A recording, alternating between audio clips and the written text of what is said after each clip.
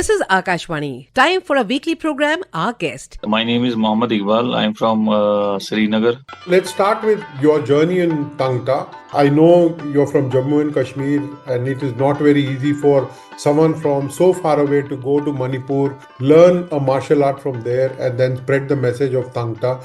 Can you just take us through your own journey of Tangta? As everybody knows that there are multiple hundreds of martial arts in the country and in the world. I was actually a school going student. Then my father took me in the martial art academy and he sent me over there. Unfortunately, there was a huge militancy in the Kashmir region. Some one or two classes were running in Srinagar only. It was not like now we have boom of martial art clubs in every corner. And so that time I went to the college and I saw the people were stretching the guys. And when I saw and I took my chappal in my hand and just flew away from the place because people were crying a lot when you feel pain while stretching. And so later on, I tried to convince myself. I was a kid and finally I go again and again there. And then I realized that stretching is not the martial arts and it's just part of the exercise. So later on, I started the practicing. There were so many local trainers there. They were teaching karate. Then I went from karate to taekwondo.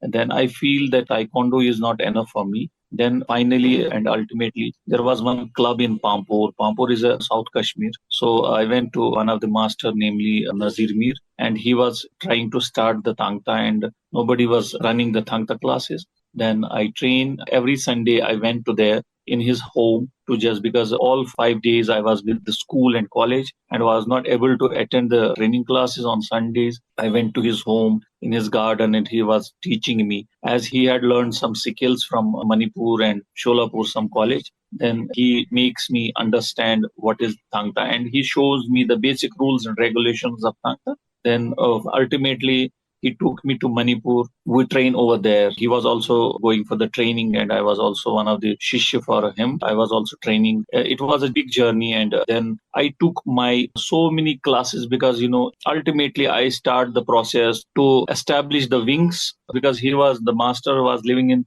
other district and I was in the proper Srinagar city. Then I tried to start my senior guys who were in the other martial arts. I took them, I showed them how to start the journey and how to play the Thangta and other exercises, kicking, punching and other things were the same. But there was little bit difference between the other martial arts and this thing. In the first instance, in the next 2 or 3 years, I spread around 10 to 12 dojos, training classes, where Thangta training was established, especially in the schools, because there is no separate space in other things. And if we will take some place on the rent, then we have to pay the rent. We were not charging any student that time. The guys were from poor families. So later on, I start classes in different locations. Then we train them. And later on, it was a huge people of trainees who played Thangta and simultaneously it got huge publicity in the Kashmir division that Thangta is playing all over the Kashmir. And I was nominated as the coach, got the publicity side by side that Mr. Iqbal is running the classes of Thangta.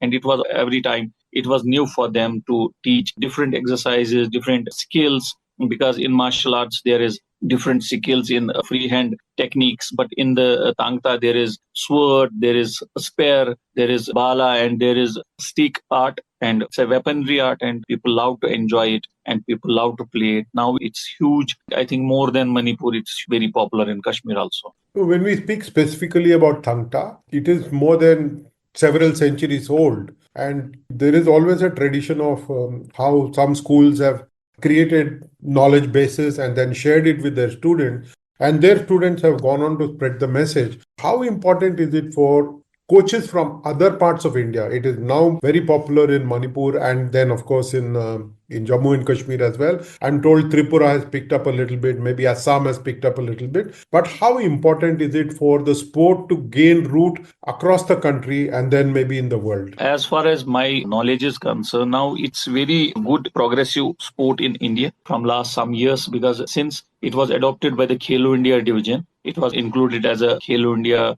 Youth Games event. So after that, it got a huge publicity and progress.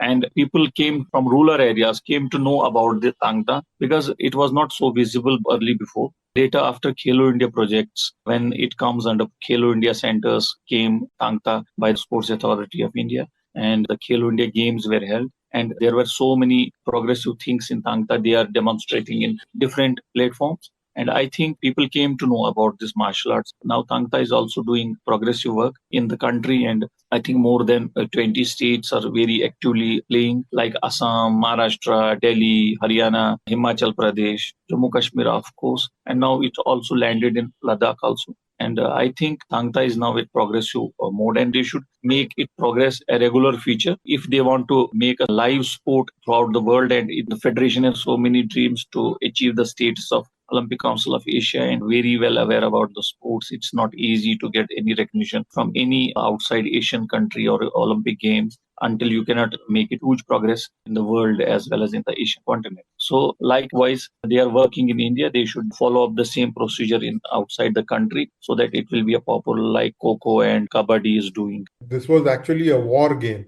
Martial arts are typically for self-defense and are used in war times back in the ancient times. But now it has to be popularized as a competitive sport. And I can see that there is some protective headgear that people are wearing. How important is it for sport to be very contemporary and to ensure there is safety of the competitors? Because this is not war where people are playing fight to finish. This is more like competition. Can you share some of the innovations that have been done for the martial art to become a competitive sport? The federation is working very hard to make it a competitive, more far better than as it is. So they have recently innovated digital scoring. They are working on digital scoring to make it accuracy and transparent. And they are also making the changes and amendments in the rules and regulations day by day. They are promoting new techniques, and when the athlete is playing the fight, and during the early times there was no protective guard on the face. Now they have kept on the face not to be injured, on the eyes, on the face, on the nose, and cure of the body parts. And chest guard is also digitally used during the championships to make it a competitive sport rather than traditional. How difficult or easy is it for a sport which is primarily seen as a very regional martial art? Each of these that we have mentioned, whether it is Kalaripattu from Kerala or Silambam from Tamil Nadu, Gatka from Punjab, or even there are many other sports, and of course Tangta from Manipur. How important or difficult is it for this sport to gain root in other places, and what can be done to promote that? You yourself took a huge risk. I know back in 99, Tangta was introduced in the national games as a demonstration National sport, games, the and then it demonstration, came right? back in 2022 as an event in the national games in Gujarat. Of course, Khelo India also has seen it. No, no. And I remember in 2010 Commonwealth Games, at the closing ceremony, there was a demonstration of various martial art, including Tangta. But how important is it for this sport to gain root across the country? Thangta have already established its roots in country, but it needs to establish the roots outside the country. It's not enough for any sport to give the name in its respective country. So I think they should work a lot for the development of the sport outside the country to make it an Asian Games sport at the earliest stage. Like recently, Yogasana was included or incorporated in the Olympic Council of Asia as a full member. And earlier it was Kabaddi, and recently it was Kho, but due to some non-compliance of criteria, they were removed Kho from the OCA calendar.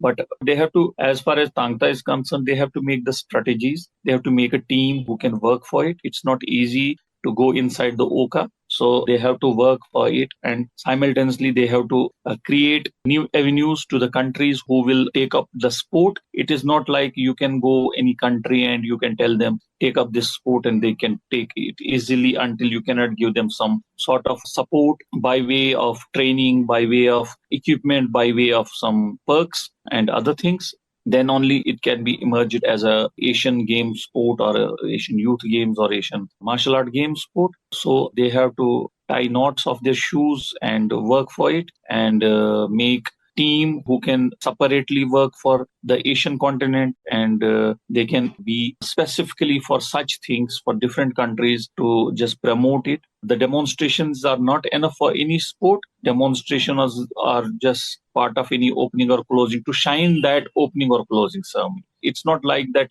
you are going to progress your sport by way to demonstrate. Earlier in 1999, when it was demonstrated in national games, I was part of as an athlete during that time. So the sport was not continued as a medal sport in any other national games, but they should think about it to make it a vibrant sport, huge major sport in the country as well as in the world. They should work on it. They should focus on the different strategies like development strategies, propagate strategies. I don't think until they cannot make the different teams for such things, they can hire the people who know the things, how to deal with the outside the country. I don't think that it's possible, but I think at the same time, they are working very hard in India, but simultaneously they should work outside the country also to make an early as possible, to make at least in the Asian martial art games or indoor games, so that it can get a good momentum across the Asian continent and it can be played professionally and under the banner of their NOCs outside the country. Since you have experienced martial art of different kind, including penchaxil art, of which you are a very strong proponent in the country, I want to know from you, what are some lessons that India can learn from, let's say, China for Kung Fu, and maybe Japan for Judo, and the Korean martial arts of Jiu-Jitsu? What are some lessons that Indian martial arts can learn from these other foreign martial arts which have come to make a name for themselves around the world? The basic thing is investment. They are doing investment on their sports, but I don't think these four martial arts can do such huge type of investment over on the sports. Later on, they have different sectors. I have seen in China, I have seen in Korea. I was in Korea for 4 years. I saw how they are developing their sports, very little minute sports. They are doing investment on their sports, like they are giving the air tickets to the different country people to learn their martial arts, to how to establish the national federation. They are teaching from basic to higher level to those people whom they are inviting to their countries, just for their sport to be an Olympic sport or Asian Games sport. For these federations like Kalaripetu is concerned, Gatka, Selambam, and our Tangta is concerned, they too have to follow the same steps what they are doing, like Courage did in a shorter time, Jiu-Jitsu did in a very shorter time, Penchaksala, they have done a very huge investment in the world. So we should make our sport, whether it's any Indian sport, we should make it a colorful, like see what Kabaddi was in the early stage and now what is it? It's like a fever. Like Kho, Mr. Sudhanshu Mittal is very good performing in Kho, and they are inviting people, they are giving them the offers to just see the sport, how to develop its sport. So we should follow the footsteps of Kho and Kabaddi, and of course, one day it will be like the same. Since I was athlete in 2004 or 2006, first World Championship was happening in India for Thangta in Manipur, and it was a grand show. And but the things should be continuously processed. It is not like you did one championship and you have to just cut off the editions of the championship. You have to make it a continue. And tomorrow, if first World Championship you got 8 countries or 10 countries, next time you will get 12.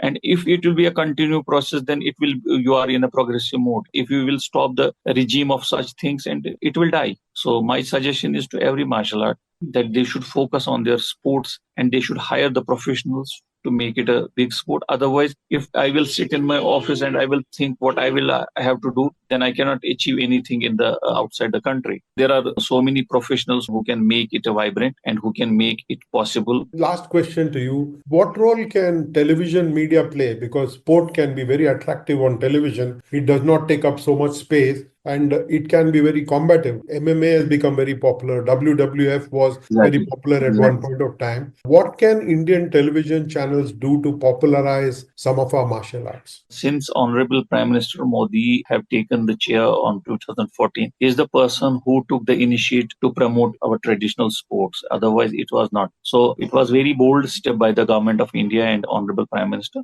And later on, TV channels came forward, because if you are under Khelo India banner and TV channels have to make it a publicized.